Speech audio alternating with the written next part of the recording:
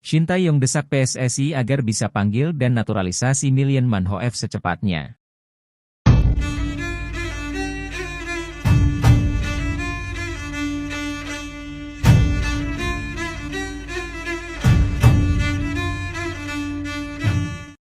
Sosok Lee Man-ho-euf memang tidak asing lagi bagi penikmat sepak bola.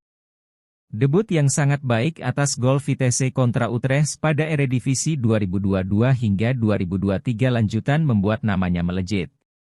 Tidak banyak yang mengetahui jika Lee Man-ho-euf ialah pemain kelahiran Indonesia, juga berdarah campuran Suriname dan Belanda. Ini disebut tengah diincar Shin Tae-yong. Nilai transfernya juga terbilang besar, disebut-sebut mencapai 57 miliar rupiah.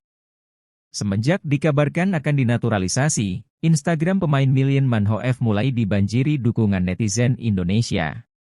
Di dua postingan terbaru Lee Man-ho-euf, juga tampak menyemangati pemain Indonesia dengan menyematkan emotikon hati. Hal ini pula yang menguatkan rumor jika Lee Man-ho-euf akan bergabung dalam timnas Indonesia. Adanya penambahan pemain ini diperkirakan akan makin membuat timnas Indonesia asuhan Shin Tae-yong dalam persiapannya menembus Piala Dunia 2026 dan melangkah sejauh mungkin di Piala Asia setelah terakhir kali berpartisipasi di Piala Asia tahun 2007. Dua pemain yang telah disebutkan diharapkan mampu untuk melengkapi puzzle terakhir dan pondasi yang telah dibentuk oleh Shin Tae-yong. Ya, saya masih berharap PSSI bisa menambah pemain keturunan lagi. Apalagi timnas U23 berada di grup yang berat di Piala Asia 2024 nanti, ujar Shin Tae-yong.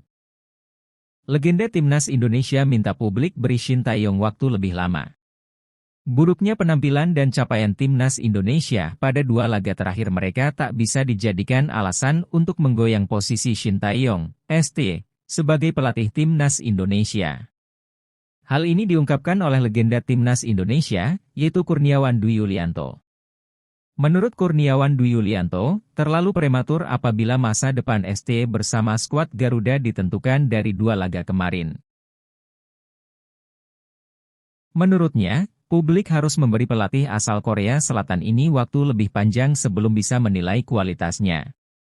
Saya rasa terlalu cepat apabila menilai ST dari dua pertandingan lalu, beri ST waktu, ucap Kurniawan Dwi. Kalau memang mau menilai, tunggu sampai Piala Asia dan kualifikasi Piala Dunia 2026 ini berakhir, sambungnya. Sebelumnya, muncul sejumlah spekulasi nasib Shin Tae-yong ketika kontraknya habis pada Juni 2024 mendatang.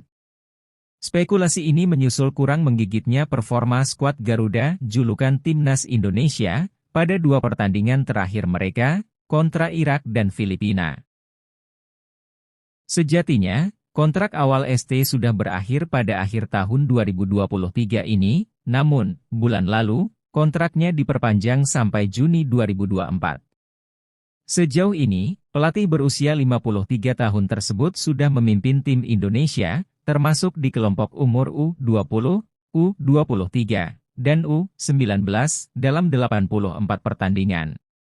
Menurut pria yang pernah menjadi bagian dari timnas Indonesia ini, menyebut publik tidak bisa menilai racikan ST hanya dari laga kontra Irak dan Filipina.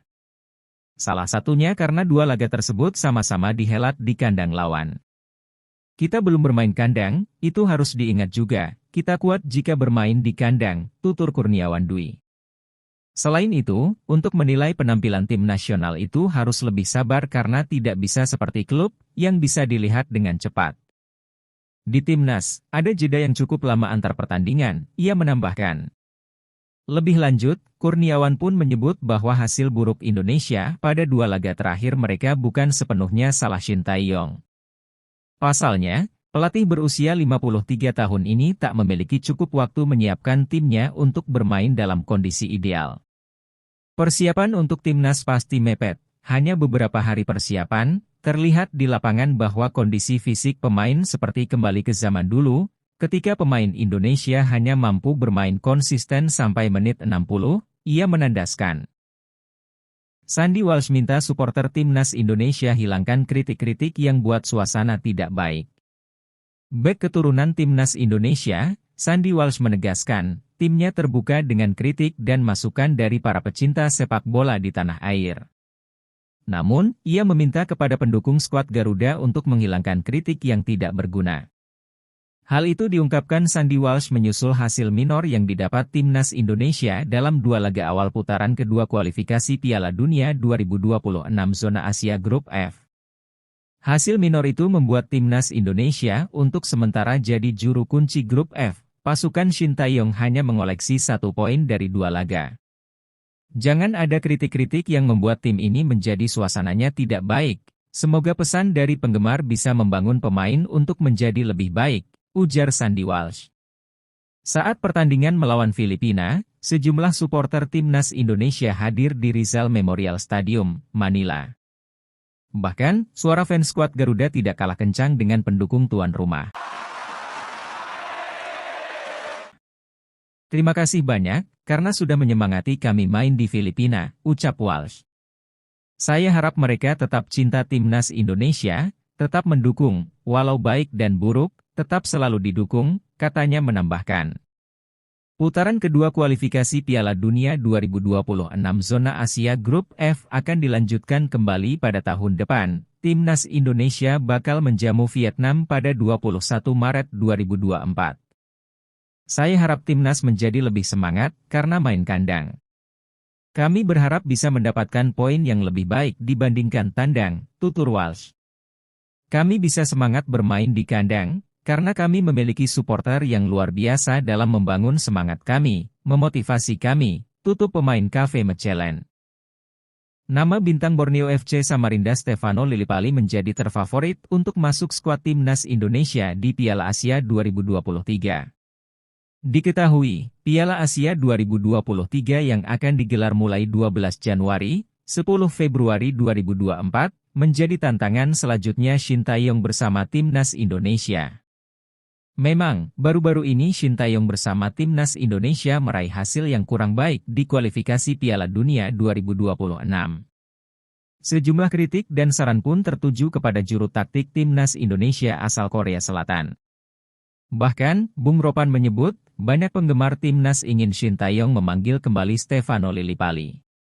Stefano Lillipali dalam 2 laga kualifikasi Piala Dunia 2026 memang tidak turun, karena Shin Tae-yong tak menyertakan namanya. Namun, secara permainan, Lillipali menurut analisa Bung Ropan, merupakan pemain lokal terbaik di Liga 1. Bahkan, penyerang Borneo FC Samarinda itu secara statistik lebih baik dari beberapa nama pemain yang dipanggil pelatih Timnas. Banyak yang mengusulkan bahwa Stefano Lillipali harus kembali diambil, kalau dibandingkan dengan pemain-pemain kemarin yang direkrut oleh ST. Apapun itu, suka atau tidak suka, pungkas Bung Ropan. Kualitas Lillipali menurut Ropan sudah tak perlu diragukan lagi, dan memang bisa menjadi opsi bagi ST. Ini pemain yang punya kualitas. Kalau bisa dilihat, dia punya assist yang bagus kalau di liga bersama Borneo, terus sebagai pencetak gol. Salah satu pemain lokal paling tinggi untuk bisa membuat gol, jelasnya. Sejauh ini, torehan gol Lillipali di Liga 1 2023-2024 yakni sebanyak 9 gol dengan 10 assist, dia menjadi pemain lokal tersukses di liga.